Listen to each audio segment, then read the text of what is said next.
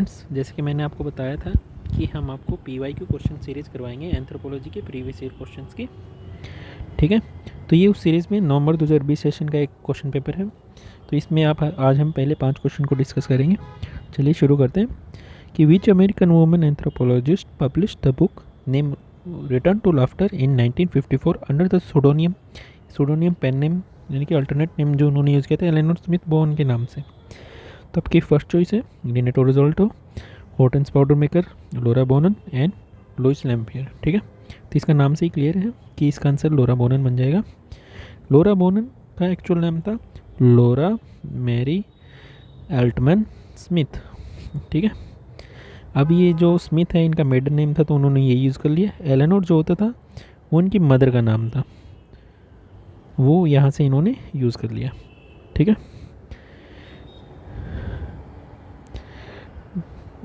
तो इन्होंने इनकी जो पब्लिकेशन थी 1954 में, ये उनकी 1949 से लेकर 1953 में जो इन्होंने अफ्रीका में ट्रैवल किया था, जो वर्क किया था, उसके एक्सपीरियंस के बेस पे ये नोवेल लिखा था। ठीक है, सेकंड है इनकी जो सेकंड पब्लिकेशन है वो उसका नाम है तेव इकोनॉमी। तेव जो है ये सेंट्रल नाइजीरिया का एक ट्राइब है, नाइजीरिया का ट्राइब है, उसकी स्टडी करी थी इन्होंने। और इसके लिए इनको और इनके साथ में इनके हस्बैंड्स को 1969 में हर्स्कोविट्स प्राइज़ मिला था, हर्स्कोविट्स प्राइज़। ठीक है, इनसे रिलेटेड ये मतलब कि बेस्ट नोन है, इनसे रिलेटेड एक आर्टिकल जब पब्लिश हुआ था 1966 में शेक्सपियर इन द बुश के नाम से। शेक्सपियर जो विलियम शेक्सपियर था उसके नाम से इन पे एक आर्टिकल पब्लिश हुआ था। और ऐसा क्या था उस आर्टिकल में कि विलियम शेक्सपियर का एक प्ले है जो उनके लॉन्गेस्ट प्ले है, स्टोरी ऑफ हैमलेट के नाम से। स्टोरी ऑफ हैमलेट के नाम से। वैसे हैमलेट का मतलब होता है कि स्मॉल विलेज, यानी कि छोटा सा विलेज जिसमें बहुत कम लोग रहते हैं, उसको हैमलेट बोला जाता है। हैमलेट तो ये कैसे है कि ये दरअसल डेनमार्क की कहानी है। मैं आपको इस प्ले के बारे में बताता हूँ कि इसमें हुआ क्या था। इंग्लिश लिटरेचर के बच्चों को तो काफ़ी अच्छे से पता होगा कि जो हैमलेट होता है वो एक राजकुमार होता है। इनके पिता को, जो कि राजा को, उनके भाई ने, क्लोडियस नाम से जो उनका भाई था, उन्होंने पॉइजन दे के मार दिया और हैमलेट की मदर से उन्होंने शादी कर ली। इस चीज़ का बदला लेने के लिए हैमलेट ने इनके अंकल को ही वैसे ही पॉइजन दे के मार दिया। और जब ये अपने दोस्त को ये सारी चीज़ बताते हैं तो ये आखिरी में एक वर्ड बोलते हैं, the rest is silence. The rest is silence, the rest is silence, मतलब इसके बाद जो है बस शांति है। ठीक है, तो ये क्या होता है दरअसल कि इस स्टोरी को एक्सप्लेन करने के लिए ये विलेज में होती है लोरा बोनन है, वो इस स्टोरी को एक्सप्लेन करती है इंग्लिश लैंग्वेज, और जो ऐसे उनको लैंग्वेज आती है, लेकिन एक्चुअल में वहाँ पे लैंग्वेज बैरियर होने की वजह से वहाँ के जो रेजिडेंट्स हैं वो, उनको एक कन्फ्यूज़न हो जाती है कि एक्चुअल में वेस्टर्नर्स जो हैं वो खुद के लिटरेचर के लिए क्लियर नहीं है। इससे हमें क्या पता चलता है कि कैसे लोगों का पर्सपेक्टिव अफेक्ट करता है उनके परसेप्शन एंड एक्सपेक्टेशंस को। ठीक है, तो इसमें आपको क्या क्या काम की बात रखनी है, याद रखनी थी कि उनकी सेकंड पब्लिकेशन क्या है और उनकी फर्स्ट पब्लिकेशन क्या है। ठीक है, ये हर्स्कोविट्स प्राइज़ इनको 1969 में मिला था। आपकी जो सेकंड चॉइस है रिनाटो रोजाल्डो, वो भी एक अमेरिकन कल्चरल एंथ्रोपोलॉजिस्ट थे। इनका फील्ड वर्क था इलंगोट्स पर। ठीक है, किस पे वर्क था? Ilongots of North Luzon, एक प्लेस पे। ठीक है, ये फिलीपीन में जगह है, फिलीपीन में एक जगह है नॉर्थ लूजोन के नाम से। इलंगोट्स उनके ऊपर उन्होंने स्टडी करी थी। तो इलंगोट्स के ऊपर इन्होंने क्या बुक लिखी थी? रिनेटो रोजाल्डो की बात कर रहे हैं, आपकी ए चॉइस के बारे में बात कर रहे हैं। रोजाल्डो ने जो लिखी थी उसको बुक का नाम था इलंगोट हेड हंटिंग।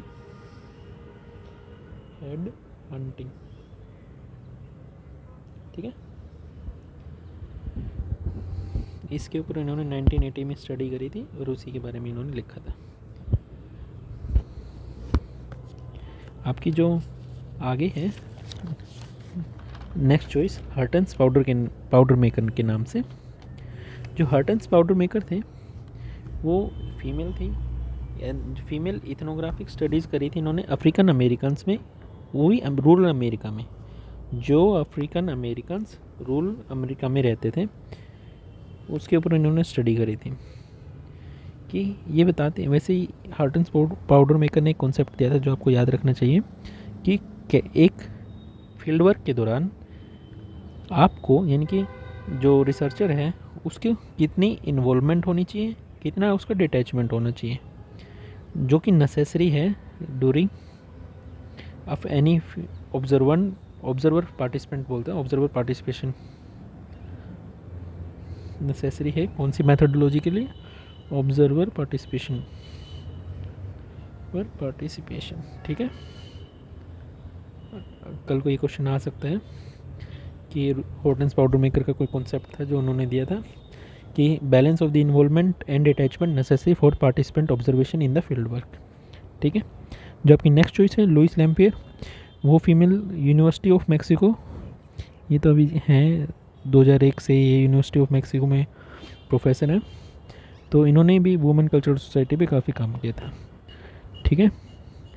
ये जो आपका लिखा हुआ कंटेंट है ये मैं आपको PDF बाद में प्रोवाइड कर दूंगा, अभी आप इसका स्क्रीनशॉट ले सकते हैं या फिर आप खुद का, मैं रिकमेंड करता हूँ आप खुद के नोट्स बना लीजिए साथ साथ में। ठीक है, क्योंकि ये इसमें जैसे ही मैं नेक्स्ट क्वेश्चन मैसेज करूँगा तो ये मिट जाता है। ठीक है, नेक्स्ट है सेकेंड क्वेश्चन कि which among the following aboriginal group had been studied by RC Brown यानी कि Radcliffe Brown. Aboriginal होता है आदिवासी ग्रुप, एब ओरिजिनल का क्या मतलब होता है, आदिवासी ग्रुप। ठीक है, तो आपकी फर्स्ट चॉइस है चेंचू, जूनी, कार्तेरिया भी बोलते हैं इसको, और न्यूअर। तो इसका आंसर आएगा आपका सी चॉइस कारिएरा। ठीक है, सॉरी ये मिस प्रिंट हो गया है, कारिएरा। ठीक है, और RC ब्राउन के साथ साथ में जो मर्डोक हैं उन्होंने भी स्टडी करी थी, इन दोनों ने इसके साथ साथ अरंडा जो कि ऑस्ट्रेलियन एबोरिजिनल ग्रुप है उस पर भी स्टडी करी थी। ठीक है, अब इसमें इन्होंने क्या स्टडी करी थी आपको ताकि याद रहे, कारिएरा में इन्होंने स्टडी करी थी कि जो मैरिज रूल्स हैं, मैरिज रूल्स वहाँ पे कौन से टाइप्स हैं और उनके क्या क्या रूल्स हैं मैरिज के। ठीक है, तो इसमें पता चलता है उनको कि कैसे फर्स्ट क्रॉस कज़न और सेकंड क्रॉस कज़न की शादी होती है, उनसे रिलेटेड क्या क्या रूल है, ये इन्होंने इसके बारे में बताया था। अब जैसे कि आपको हिंदी में, जैसे आपने अपने हिंदू एक फैमिली में देखा होगा, आपके जो कज़न्स होते हैं वही आपके जो सिबलिंग्स हैं, और जो क्रॉस कज़न होते हैं कि जैसे कि मान लो ये फैमिली है, ठीक है, ये इनका चाइल्ड है, ये आप हम मान लेते हैं ये आप हो, तो आपका फर्स्ट कज़न हो जाएंगे कि आपके पेरेंट्स की साइड से। ठीक है, इनके जो रिलेटिव्स हैं, इनके जो ब्रदर्स या सिस्टर्स हैं, उनके जो चाइल्ड होंगे वो आपके फर्स्ट कज़न हो जाएंगे, और जो आपके सेकंड कज़न हो जाएंगे वो इनके बाद जो अदर पर्सन इनसे रिलेटेड रहेंगे, उनके जो फैमिली मेम्बर्स होंगे वो उनके आपके सेकंड कज़न्स हो जाएंगे, सेकंड क्लोज कज़न। अब इन्हीं में जो मैरिज से रिलेटेड उन्होंने कॉन्सेप्ट पढ़ा था, वैसे ही काफ़ी लंबा कॉन्सेप्ट है ये फर्स्ट क्लोज कज़न और सेकंड क्लोज कज़न मैरिज। मैं आपको ये आगे थोड़ा डिटेल में बताऊंगा, अभी के लिए आप बस ये याद कर लीजिए कि इन्होंने मैरिज से related first close cousin, second close cousin marriages में इनके क्या रूल्स और टाइप्स होती हैं, इनके बारे में इन्होंने स्टडी करी थी। ठीक है, जो न्यूअर है आपका इवांस प्रिचर्ड ने स्टडी करी थी, इवांस प्रिचर्ड ने स्टडी करी थी। ठीक है, न्यूअर को नई ती नाथ, ये भी कहा जाता है। ठीक है, ये जो न्यूअर है आपको पता होना चाहिए कि नील रिवर, जिसकी आपको नील रिवर का पता है कि नील रिवर कहाँ थे। तो अगर आपने ज्योग्राफी में थोड़ा ध्यान दिया हो तो लेक विक्टोरिया आपको पता है, केन्या में एक लेक है, केन्या में। ठीक है, यहाँ से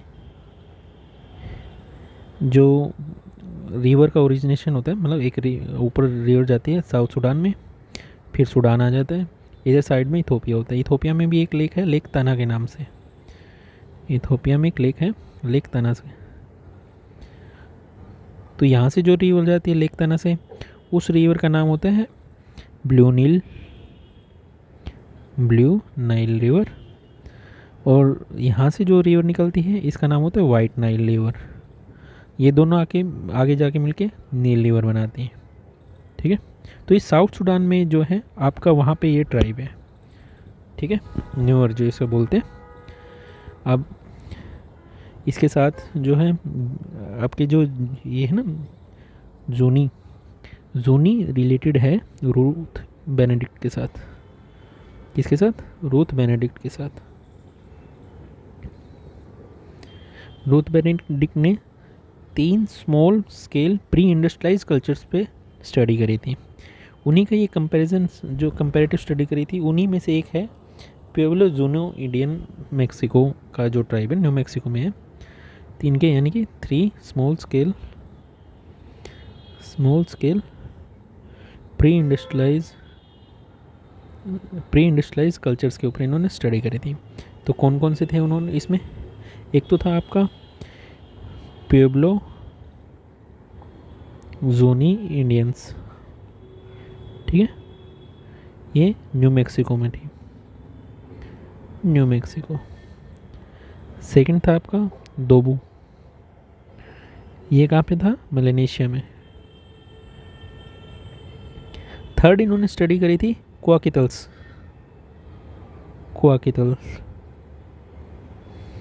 ये वैंकूवर आइलैंड में। ठीक है, ये रूथ बेनेडिक्ट की 3 स्मॉल कंपैरेटिव स्टडीज़ थी। इनमें से जो जूनी है ये आपका सेकंड चॉइस जूनी है। आपका जो आंसर है वो कार्तेरिया है, यानी कि कारेरिया है। डी है आपका न्यूअर, जो कि इवांस प्रिचर्ड ने स्टडी करा था। और जो चेंचू है ये तो अपने इंडिया में ही है, आंध्र प्रदेश और उड़ीसा दोनों के बॉर्डर में। जनरली अब आंध्र प्रदेश से माइग्रेट होकर उड़ीसा से माइग्रेट होकर ये आंध्र प्रदेश में आ गए थे। तो इनकी स्टडी करी थी हेमंडोफ ने। चेंचूस की स्टडी करी थी फ्यूरर हैंडोफ ने। क्या नाम था उनका? फ्यूरर हेमंडोफ। ठीक है, हेमंडोफ, DORF। ठीक है, ये ऑस्ट्रियन ओरिजिन के थे। इन्होंने 1940s में आंध्र प्रदेश में चेंचूस की स्टडी करी थी। चेंचूस है क्या इंडिया में? उनका स्टेटस क्या है? PVTGs। याद रखना है आपको, ये पार्टिकल वनरेबल ट्राइबल ग्रुप्स। ठीक है, ये अभी पहले इनकी ओरिजिनल चेंचू के नाम से ही लैंग्वेज होती थी, लेकिन अभी ये तेलुगु स्पीकिंग पीपल हैं। और नल्लामलाई हिल्स हैं वहाँ पे आंध्र प्रदेश में, वहाँ पे ये अभी करंटली रेजिडेंट हैं। ठीक है, आगे बढ़ते हैं। नेक्स्ट क्वेश्चन है आपका क्वेश्चन नंबर 3 कि who among the following symbolic anthropologist called for an experimental and playful anthropology. ठीक है, आपकी फर्स्ट चॉइस है विक्टर टर्नर, सेकंड चॉइस है क्लिफोर्ड गिड्स, थर्ड चॉइस है मैरी डगलस, फोर्थ चॉइस है ब्रूस कैफेर। ठीक है, इसमें कुछ टाइपिंग मिस्टेक्स हैं तो आप उसको इग्नोर कीजिएगा। तो इसका आंसर बन जाएगा विक्टर टर्नर। ठीक है, इन्होंने किस पे काम किया था? Structure and anti structures.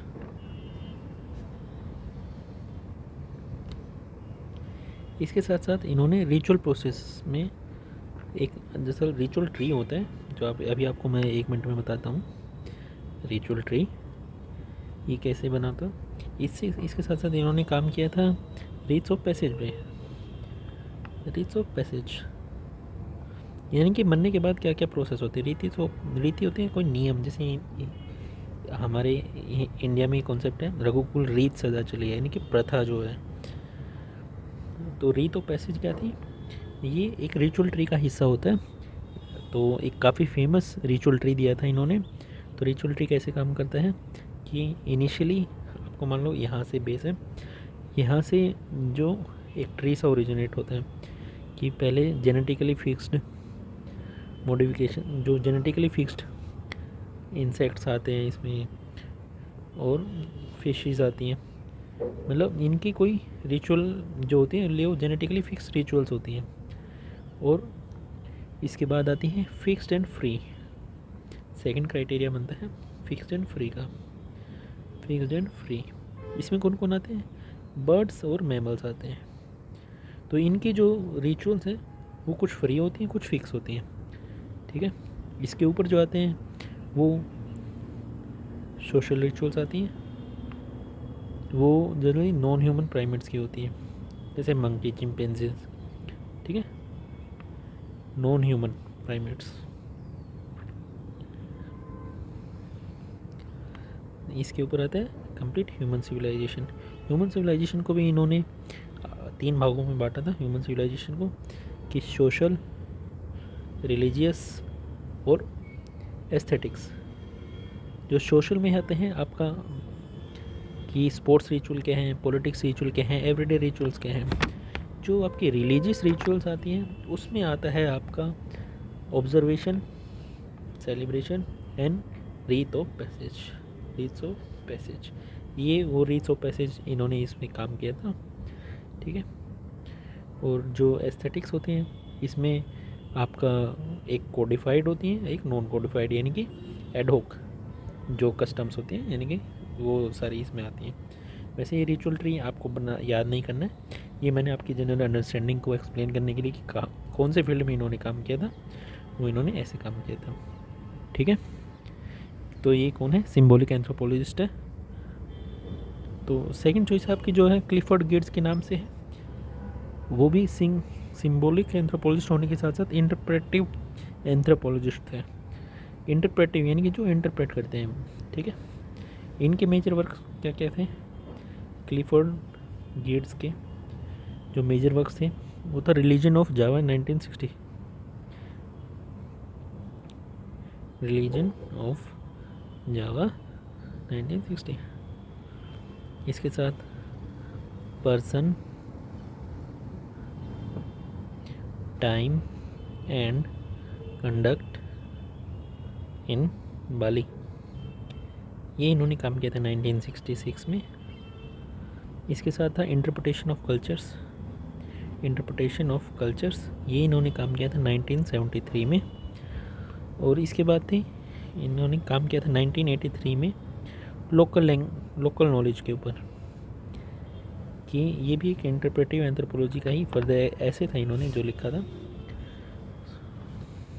इसके बाद एक काफ़ी फेमस है इनका एक जो वर्क है वो उसका जिसका नाम था वर्क्स एंड लाइव्स, की काम और जीवन, the anthropologist as author, the anthropologist as author, ये इन्होंने 1988 में पब्लिश किया था।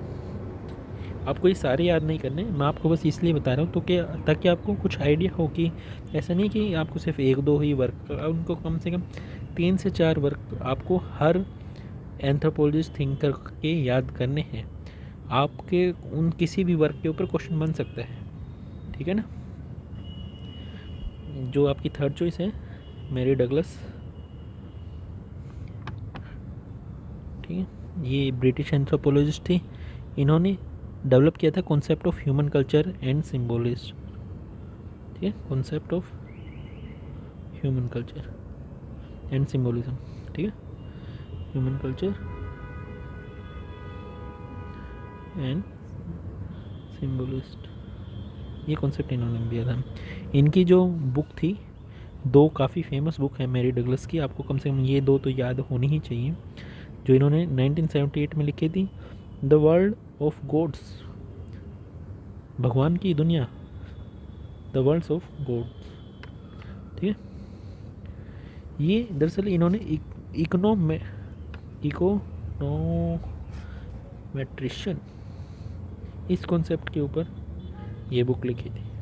ठीक है, वैसे ये आपके आएगा नहीं, लेकिन फिर भी आपको पता होना चाहिए। इसके बाद इन्होंने जो सेकंड बुक लिखी थी वो प्योरिटी एंड डेंजर के ऊपर लिखी थी, जो कि ritual purity and pollution of different societies में एग्जिस्ट करता है, इसको एक्सप्लेन करने के लिए लिखी थी। ठीक है, नेक्स्ट है आपकी ब्रूस कैफेरर। तो इन्होंने जो काम किया था, इन्होंने 3 जगह काम किया था, जाम्बिया में, ऑस्ट्रेलिया में और श्रीलंका में। जाम्बिया में एक बीसा जो ग्रुप है और बीसा आदिवासी लोग जो हैं वो लेक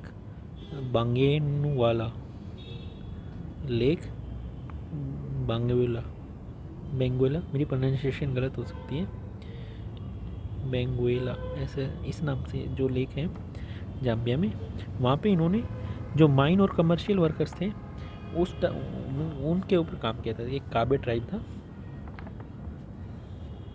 काबे ट्राइब बीसा के लोग हैं जो काबे टाउन में रहते थे।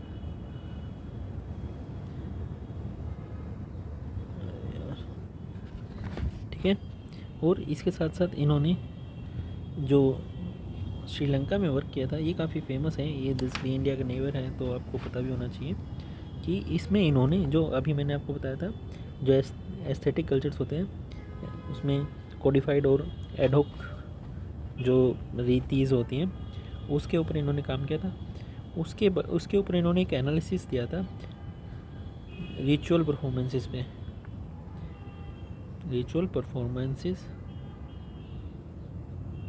के ऊपर इन्होंने एनालिसिस दिया था। इसमें इन्होंने इम्पोर्टेंस बताई थी नेशनलिज्म एंड वॉयलेंस की, कि ज़रा सा स्लाइट ही डिफरेंस होता है कि आप किस वॉयलेंस को आप नेशनलिज्म का नाम ले सकते हैं। आज आप देख सकते हो कि जैसे वॉर होती है, उसको अभी जो हमास और उसके बीच में इज़राइल के बीच में लड़ाई हो रही है, उसमें जो वॉर चल रही है वो एक साइड हम उनको टेरर ग्रुप देखते हैं, वो एक्चुअल में है क्या, डिफरेंट पीपल्स का डिफरेंट ओपिनियन होने की वजह से, एक बेसिक कल्चर डिफरेंस होने की वजह से कुछ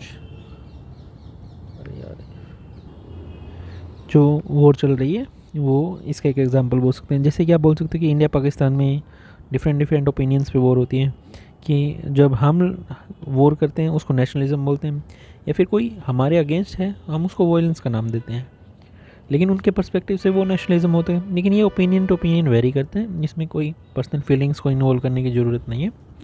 ठीक है, चलिए नेक्स्ट देखते हैं।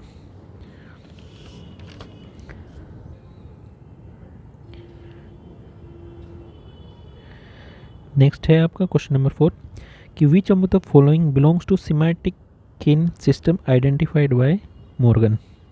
ठीक है, अब ये सिमेटिक क्या होता है? सिमाइट पीपल उनको बोलते हैं जो एक दूसरे से रिलेटेड लैंग्वेज बोलते हैं। सिमाइट किसे बोलते हैं? जो स्पीक्स रिलेटेड लैंग्वेज। ठीक है, अभी पूछ रहे हैं कि जो किन सिस्टम्स, मतलब इधर मॉर्गन ने काफ़ी काम किया था। आपको थोड़ा बैकग्राउंड में बताऊं तो किनशिप वर्ड होता है जो आपका सोशल एंथ्रोपोलॉजी में आप पढ़ोगे, इसके कंप्लीट कॉन्सेप्ट्स हैं, वहीं से ये क्वेश्चन आया भी है कि किनशिप टर्मिनोलॉजीज़ होती हैं डिफरेंट। उसमें डिग्री ऑफ किन होता है कि डिग्री ऑफ किन, कि आपको किन होता है आपके क्लोज या फैमिली मेम्बर बोल सकते हैं आप इससे, या जैसे बोलो कुल के लोग, हिंदी में आप इसको कुल बोल सकते हैं, लेकिन एग्जैक्ट वर्ड मतलब समझाने के लिए बता रहा हूँ कि आपका जो किन होते हैं वो फर्स्ट प्राइमरी भी हो सकते हैं, सेकेंडरी भी हो सकते हैं, टर्शियरी किन भी हो सकते हैं। टर्म ऑफ रेफरेंस यूज़ होती है, टर्म ऑफ एड्रेस यूज़ होती है, term of reference, term of address. Term of reference का मतलब होता है कि जो आपका एक्चुअल रिलेशनशिप बताएं। ठीक है, रिलेशनशिप। और टर्म ऑफ एड्रेस होता है उस रिलेटिव को एड्रेस करने के लिए जो यूज़ होती है। ठीक है, ये टर्मिनोलॉजीज़ हैं, काफ़ी सारी इसमें यूज़ होती हैं। जो किन टर्म हैं जिसके बारे में अभी मैंने बताया, ये अडॉप्ट करी थी एंड्रू लैंग ने। और इसके साथ में जो दूसरे एंथ्रोपोलॉजिस्ट थे उनका नाम था F.G. फ्रेजर। ठीक है, ये एडिशनल इन्फॉर्मेशन है। इन्होंने ये टर्म को फर्स्ट टाइम अडॉप्ट किया था।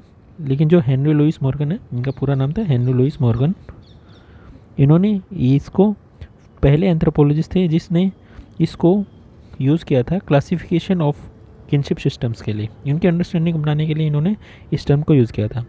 तो हेनरी लुइस मॉर्गन ने कैसे इसको बांटा था, इन्होंने कहा था जो किन सिस्टम्स होते हैं वो दो तरह के हो सकते हैं, क्लासिफिकेटरी हो सकते हैं और डिस्क्रिप्टिव हो सकते हैं। क्लासिफिकेटरी जो होते हैं उसमें जैसे कि एक होता है गानोवियन, ठीक है, इसमें अमेरिकन इंडियंस आते हैं। फिर आते हैं तुरानियन, इसमें द्राविडियन, गोरा, नॉर्थ इंडियन जो है, चाइनीज़, जैपनीज़ इसमें आते हैं। अनक्लासिफाइड एशियाटिक, इसमें बर्मीज़, कोरियन एटसेट्रा आते हैं। चौथी इसमें क्लासिफिकेटरी में थी मलयालम, ठीक है, इसमें हवाई, मौरी, ये माइक्रोनेशियंस कंट्रीज़ हैं, एस्किमोस, ये सब आते हैं। और जो डिस्क्रिप्टिव सिस्टम्स ऑफ किनशिप्स थे, ठीक है, उसमें कौन कौन आते हैं, आर्यन हो गया, सिमाइट हो गया, ओरियन हो गया, इसमें जैसे तुर्किश आते हैं, एस्टोनियंस आते हैं और उग्रेन आते हैं। ठीक है, ये होते हैं। दरअसल इनका मतलब क्या होते हैं क्लासिफिकेटरी और डिस्क्रिप्टिव किन सिस्टम्स का, कि डिस्क्रिप्टिव होते हैं simple and complex terms use होती हैं, जबकि क्लासिफिकेटरी में सिंपल टर्म्स यूज़ होती हैं अपने किन्स के लिए। ठीक है, ये सिंपल एंड कॉम्प्लेक्स होते हैं, ये सिर्फ सिंपल होते हैं। ये ब्लड लाइन या आप इनसे सिंथेसाइज कर सकते हो, और ये इनकी जो ब्लड लाइन बनती है वो काफ़ी एनालिटिकल बनती है। ठीक है, जब आप ये उसमें कंप्लीट थोड़ा और इसको स्टडी, जब आप इस चैप्टर को पढ़ोगे किनशिप में, किनशिप टर्मिनोलॉजी का पार्ट आएगा आप में, उसमें लुइस हेनरी मॉर्गन को पढ़ाया जाता है। इसके ऊपर कंप्लीट एक सेपरेट वीडियो बन सकती है। अभी के लिए मैंने आपको बता दिया कि इन्होंने कौन सा, इसमें जो इन्होंने पूछा है ना कि सिमेटिक है, वो सिमेटिक यहाँ से आए हैं। डिस्क्रिप्टिव किन सिस्टम में एक टाइप है आर्यन, सिमाइट, ठीक है, वहाँ से वो आए। तो उसमें कौन कौन आते हैं, जैसे कि मैंने आपको बताया कि इसमें आते हैं आपके हिब्रूज, आर्मेनियन, अरब्स, अकाडिशियंस, इसके साथ साथ में कुछ इथोपियन ट्राइब्स। ठीक है, तो इसका आंसर बन जाएगा आपका ए, कि कौन से सिमाइट ग्रुप से बिलोंग करते हैं, आर्मेनियंस, और इनके साथ साथ में कौन कौन से हैं, आर्मेनियंस के साथ में Arabs, Akkadians, Kenites, Hebrews, French, sorry Ethiopians, माफ़ कीजिएगा, इथोपियंस। नेक्स्ट है आपका question number 5, transfer to anthropology J.K. Derrida's method of inquiry effectively untells, कि ये जैसे ही एंथ्रोपोलॉजी में ट्रांसफ़र हुई है, इनकी मेथोडोलॉजी ऑफ इंक्वायरी था वो किस चीज़ को एंटेल करता है, मतलब बताता है। ये एक्चुअल में एंड ऑफ इथनोग्राफिक अथॉरिटी के बारे में बताता है। ठीक है, एंड ऑफ इथनोग्राफिक अथॉरिटी, जो ये जैक देरिदा हैं, ये काफ़ी कहाँ की थी, फ्रेंच फिलोसोफर थी। तो इन्होंने एक स्ट्रेटजी डेवलप करी थी जिसका नाम था डीकंस्ट्रक्शन। ये 1960s की बात है। इसमें इन्होंने एक एनालिसिस प्रेजेंट किया था कि कैसे हम डिफरेंट बाइनरी अपोजिट्स जो हैं वो अंडरमाइन करते हैं डोमिनेंट वेज ऑफ थिंकिंग को, जैसे प्रेजेंस, अब्सेंस, स्पीच, राइटिंग, ये सारी चीज़ को हम डीकंस्ट्रक्शन मेथड से देख सकते हैं कि इसमें क्या होता है। फर्स्ट हम उस चीज़ को एक्सपोज करते हैं कि उसमें हुआ क्या था। कोई भी स्पेसिफिक टेस्ट हो रेफरेंस के लिए, उसको हम पहले एक्सपोज करते हैं, फिर हम थोड़ा सा सबवर्ट हो गए उसमें उसके बाइनरी अपोजिट्स को ढूंढते हैं, फिर हम उसको थोड़े से डोमिनेंट अलग वेज को थिंकिंग को उसको मतलब डोमिनेंट वेज अगर आपके प्रेजेंट है, एब्सेंट है, स्पीच, राइटिंग्स, उन सारी चीज़ों के बारे में उसको एक कंप्लीट एनालिसिस करके मतलब एक तरह से जोड़ तोड़ मरोड़ के जो बोलते हैं ना हमारे हमारे तो इस चीज़ को डिकन्स्ट्रक्शन कॉन्सेप्ट्स को इन्होंने दिया था। तो ये है, इन्होंने क्या किया था, एंड कर दिया था इथनोग्राफिक अथॉरिटी को। ठीक है, ये एक स्टेटमेंट है, काफ़ी हाफ स्टेटमेंट थी, वो आपको कंप्लीट करनी थी। ठीक है, आज के लिए 5 क्वेश्चन, कल मिलते हैं आपसे आगे के 5 क्वेश्चन में। ठीक है, thank you so much for watching.